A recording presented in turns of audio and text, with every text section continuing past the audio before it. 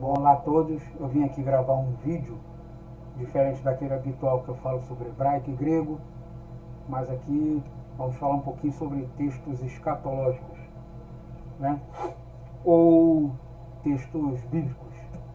O nascimento de Isaac.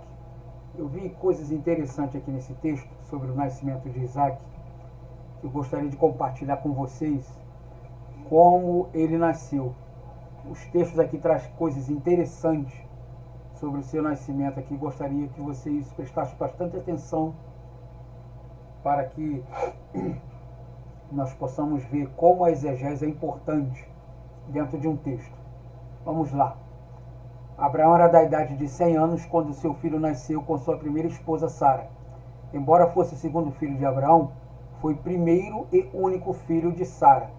Pertencendo à casa de Abraão, Isaque foi circuncidado no 8º dia de seu nascimento, a fim de estar em conformidade com a aliança do Senhor. Vejamos o que nos diz os versos, tá?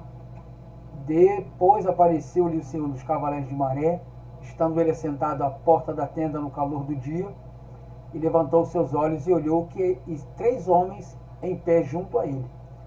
E vendo-os, correu da porta da tenda ao seu encontro e inclinou-se em terra. E disse: Meu Senhor, se agora tenho achado graça aos teus olhos, rogo-te que não passes do teu servo, que se traga já um pouco de água, e lavai os vossos pés, e recostai-vos debaixo desta árvore. E trarei um bocado de pão para que reforceis o vosso coração, depois passareis adiante, porquanto por isso chegastes até o vosso servo. E disseram assim: Faze-o como dissestes. E Abraão apressou-se em ir ter com Sara à tenda e disse-lhe: Amassa depressa 3 medidas de flor de farinha e faze bolo. E correu Abraão às vacas e tomou a vitela tenra e boa e deu ao moço, que se apressou em prepará-la. E tomou manteiga e leite e a vitela que tinha preparado e pôs tudo diante deles. E ele estava em pé junto a ele debaixo da árvore e comeram. E disseram-lhe: Onde está Sara, sua mulher? E ele disse: Ela está na tenda.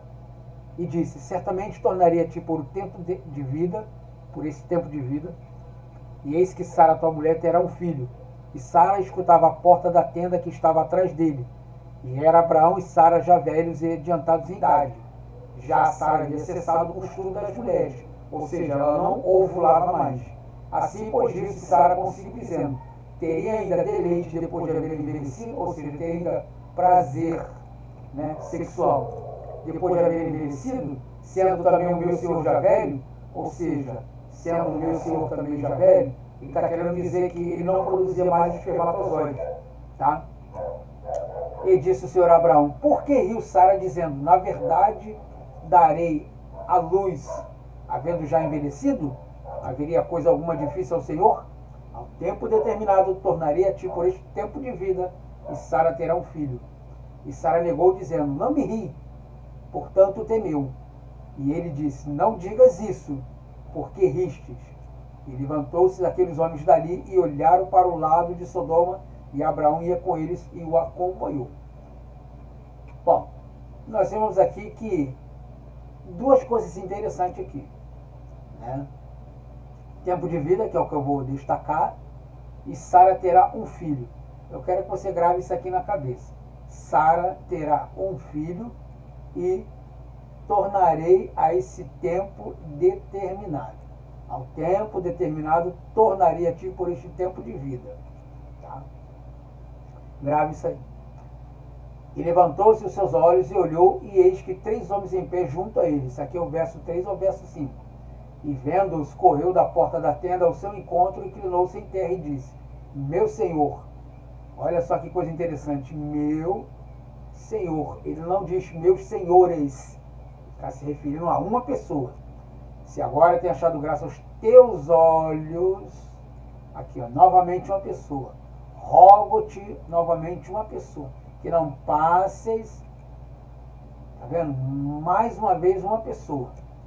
De teu servo, que se traga um pouco de água, e lavai os vossos pés, e recostai-vos debaixo desta árvore.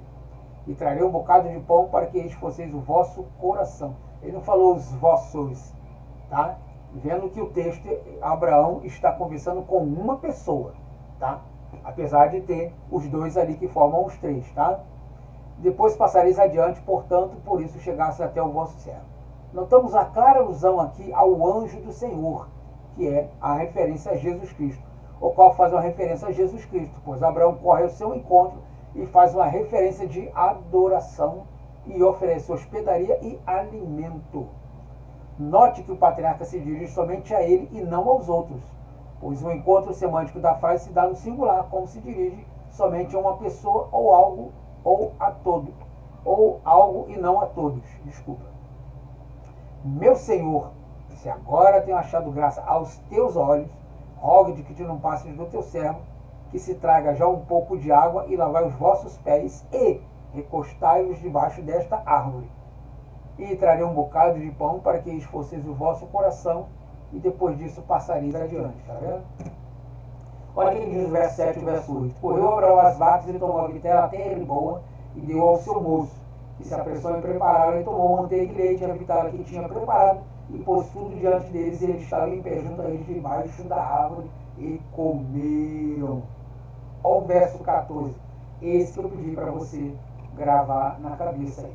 Ao tempo determinado, tornaria-te por esse tempo de vida, e Sara terá um filho. Ele não disse que Sara ficará grávida, e depois de grávida ela terá um filho. Aqui vemos uma clara alusão ao que chamaríamos hoje de implante de bebê de proveta, aonde o sêmen é extraído e o óvulo são então fecundados. Notamos com uma forte declaração de vidas em outros planetas, pois o texto segue se dizendo: ao tempo determinado tornaria-te por este tempo de vida. Por que tempo determinado? Por que havendo vida? O termo porque tempo determinado se dá pelo tempo da primavera, ou seja, a época da fecundação. O que está claro é que uma forte referência a um ser produzindo em algum laboratório. Seria isso uma verdade? Analisaremos com mais cuidado o próximo texto a seguir. E disse Deus: produz a terra erva verde, erva que dê semente, árvore frutífera que dê fruto segundo a sua espécie, cuja semente está nela sobre a terra. E assim foi. Eis que a terra produziu erva, dando semente conforme a sua espécie, e a árvore frutífera, cuja semente está nela, conforme a sua espécie, e viu Deus que era bom.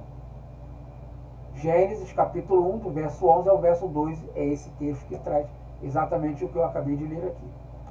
O que nos chama a atenção nesse texto? O simples fato de dizer que produz a terra erva verde, erva que dê semente, árvore frutífera que dê fruto segundo a sua espécie, cuja semente está nela, sobre a terra. E ele disse que a terra tinha que produzir ervas e plantas de acordo com a sua espécie. Mas como, se não tinha árvores e nem semente?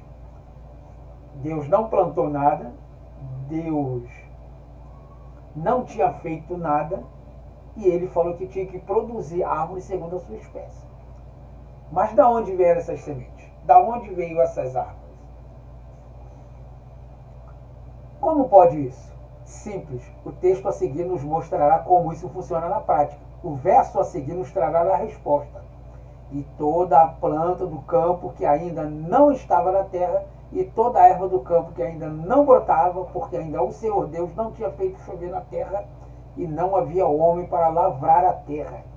Então tinha semente, estava plantada, mas não tinha ainda feito brotar o Senhor água sobre a terra. E um vapor, porém, subia da terra e regava toda a face da terra. E formou o Senhor Deus o homem do pó da terra e soprou nele nas suas narinas do fôlego de vida, e o homem foi feito alvo dele, vivente. E plantou o Senhor Deus um jardim no Éden. Aqui, ó, plantou. E plantou. Ele não diz que ele colocou. Ele diz que ele plantou um jardim. Então isso veio de algum lugar. Se veio de algum lugar, ele tinha que ter o quê? Do lado do Oriente, jardim do Éden do lado do Oriente, pois era o homem que o havia formado. Gênesis capítulo 2, versículo 5 e versículo 8. Agora, da onde vem essas coisas? Vejamos esse trecho que é interessante. Plantou o Senhor Deus um jardim no Éden. Ora, se ele plantou, tem que haver semente. E se tem semente, tem que haver uma fruta. E se tem uma fruta, tem que ter uma árvore. Então, assim, É uma escala decorrente. Se tem uma árvore, precisamos de água, luz solar, solo, tempo em relação ao espaço, primavera, verão, outono, inverno. Isso fica claro quando afirmamos que Deus colocou leis na terra, que ele, sendo o próprio Criador, ele próprio obedece o que ele mesmo manda para si mesmo. As leis da terra não se aplicam somente ao planeta Terra. Todo o nosso universo segue essas mesmas leis e essas leis nunca mudam. Como, por exemplo, uma xícara de café deixada em uma mesa sempre esfriará. A gravidade permanece estável, nunca é aleatória. A velocidade da luz permanece constante. A Terra gira em torno de si mesma 24 horas. E isso é tão preciso que sabemos que o ano em que temos que adicionar um segundo para intercalar o relógio mundial para nos mantermos atualizados. Não parece estranho que nosso universo seja tão ordenado? Então vocês viram aí que na verdade nós não estamos sozinhos nesse planeta. Existe uma força que rege todo um sistema, certo? Que seja tanto aqui na Terra ou fora dela, existe um ser chamado Deus, que ele obedece às próprias leis, ao qual ele mesmo construiu. Tá? Então o nascimento de Isaac é esse aí. Eu deixarei essa apostila para você fazer o download na descrição do vídeo e retornaremos também então depois as nossas aulas de hebraico e grego, ok? No demais é somente isso aí. Shalom para todos.